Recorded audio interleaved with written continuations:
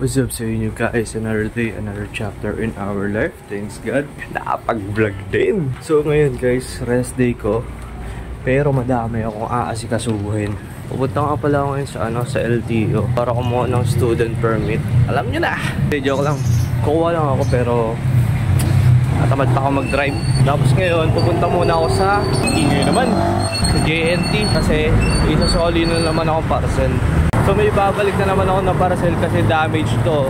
Pangalawang araw ko na ito makareceive ng damage na parcel. Pero mabuti na lang, masipag ako. Malapit lang naman yung dito, yung drop-off ng JNT. Wala rin naman akong babayaran pag binalik ko ito eh. Babalik pa nga yung binayad sa kanila eh. And then, time check ngayon, alas 10 na. Kaya kailangan ko na magmadali papuntang LTO din. Para di ako makabutan ng lunch break. Okay na guys, na-drop ko na yung parcel na yun. Papunta na ako sa LTO. And then, kita-kits lang! What's up sa'yo, tropa ko? Tropa ko sisig pare. What's up sa inyo guys? Tapos ko na kasi kasuhin yung student permit ko. And then, baka next week siguro or bukas, pupunta na ako driving school and then magta-take ako na PDC.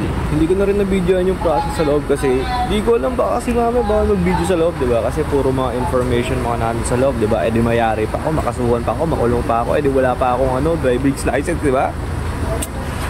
Apakabilis lang guys. Di ko alam ang ayos ng picture ko dito sa ito. Then permit eh. Oh. Ngayon uuwi muna ako ngayon kasi mamaya pa yung out ni Hane. Pupunta sana ako sa kanila ngayon. Pero maaga pa. Kaya mamaya na. So sabi sa inyo guys, papunta na ako kalahan na ngayon. Nagpahinga muna ako. O umuwi muna ako sa bahay. Ayun o, naiwan ko pero ako. Nice! Pupunta ako kalahan na kasi birthday niya. And then wala tayong ngayon gift. Kasi yung gift ayun niya. Yung sinuli ko kahapon sa AND. Kasi nga mali yung na-receive kong item. Kaya sinuli ko. Why? Stress man ako. So bibili na lang natin ng cake muna. Let's go! So yun guys, umaambon ngayon. Wala tayong kabayong-bayong. Pero susugod tayo sa ulan. Nakabili na rin ako ng cake. Sila mahilig sa cake. Sana maubos na lang nila to. Masarap naman yung ube. Bah! Eh hindi rin pwede sa kanila yung sobrang tamis. Kung walang sana pipili. Hindi sa kanila pwede kasi may sakit si tita. So yun nga guys, papunta na ako sa terminal ng mga tricycle. Kasi nandun na pala si Hana, naghihintay kanina pa. Kasi galing siya sa work. Galing siya sa work guys, di ba? Oo daw, sabi ng halaman. So sana mag-vlog sa work guys. Kaso nga lang, baka last day ko na yun eh. Baka last day ko na yung pag-vlog ko dun. Kasi guys, hindi kami pwede mag-video doon kahit sa hallway, sa pantry. Kasi alam nyo, nire-represent kasi namin yung company. Baka mamaya magmura-mura ako dito. Siyempre, madadamay pa yung kumpanya. Eh, di ko na pinapakita, di ba? Ayun na guys, nasa Pasig na ako at umuulan-ulan. Napang-vlog lang. Wala nang hiya-hiya. Kasi makapal yung mukha, matagal na. Kaya siya na isang sili. Kaya ang palaya. Ito na pala siya guys, nakita ko na. Mas di niya ako nakita. Wow! Tatawid muna tayo sa kabila. Ayun siya. Nakagui. Happy birthday to you. Okay.